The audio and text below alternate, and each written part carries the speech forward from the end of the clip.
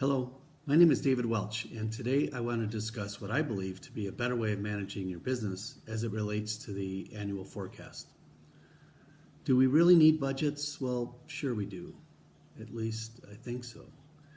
We can't really spend budgets, although many of us are paid on our performance as it relates to those budgets. But do we really need to do those? Benjamin Franklin once said that if you fail to plan, you're planning to fail. And I believe that. All businesses need a good, solid plan. But most successful businesses have stated goals incorporated into their plans. Most of those goals, as it relates to the financial side, are to operate in a profitable environment so that it can provide a reasonable rate of return to the investors, those people who help build our business and help, they invest in our business and help maintain the business. They also, goals also are focused on increased market share, developing new markets or new opportunities, new sales channels, new distribution channels, other areas that are designed to help grow and sustain a business. And nowhere in stated goals typically will you find and strict adherence to the annual forecast. It's just not there. Over the years, I've identified a number of areas of concern with the traditional annual budgets.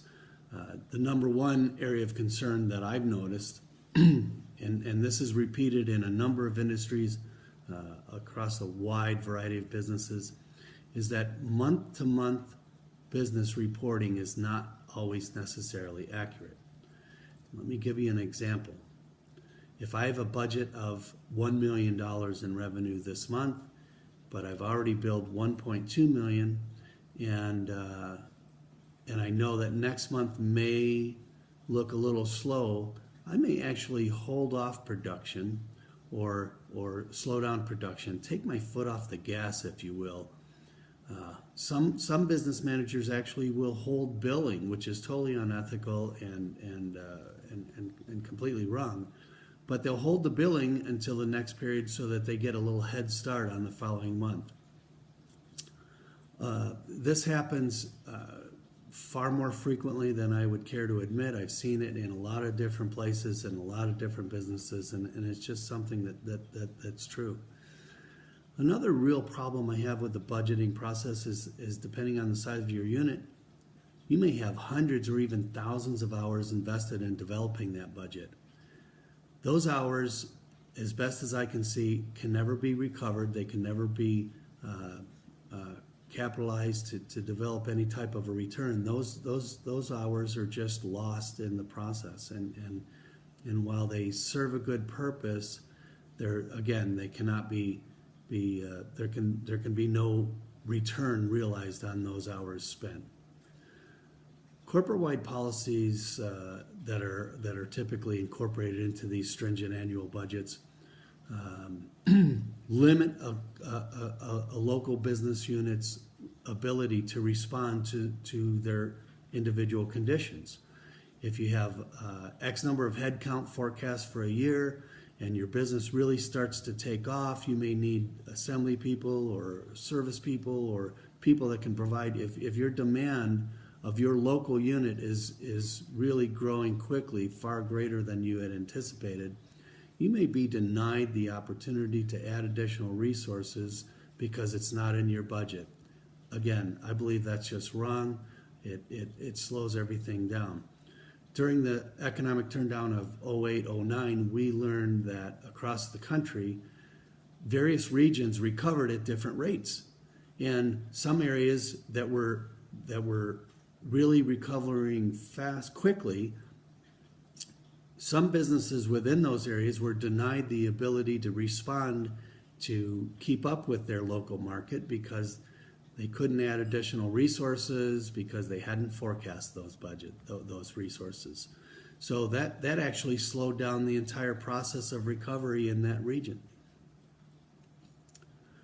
I've outlined 4 simple steps that will enable a person to go towards a more flexible type system.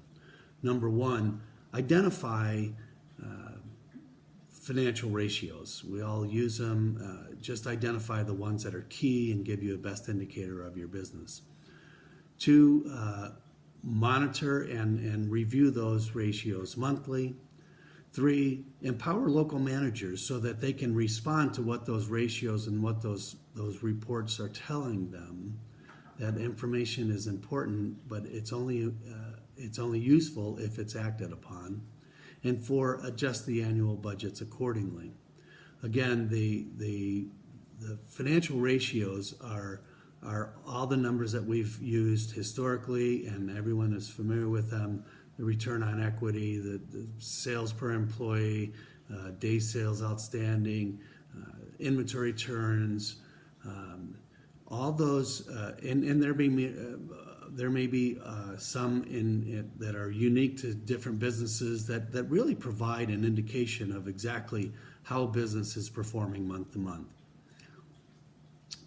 They have those after the month is over, reviewed with the management team, and any areas of concern need to be identified and addressed, but not in a punitive manner, in a more positive, reinforcing manner, because again, we're looking to empower our local managers.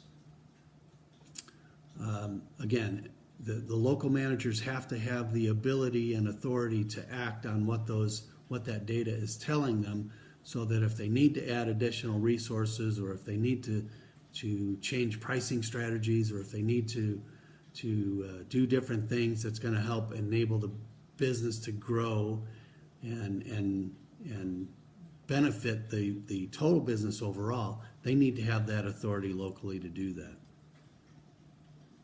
And 4, revise the annual budgets accordingly.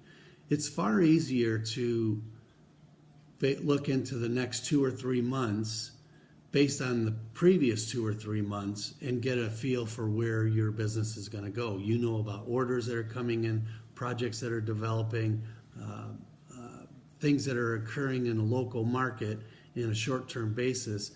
You have a much higher degree of accuracy when you're discussing those projects, as opposed to trying to forecast something a year or 2 years or 3 years out. Those are nothing more than an educated guess. And if we keep instead our budgeting very short term, then I believe the business is quicker to react, it's more flexible, it's more nimble, and overall I believe it enables the company and the total organization to benefit.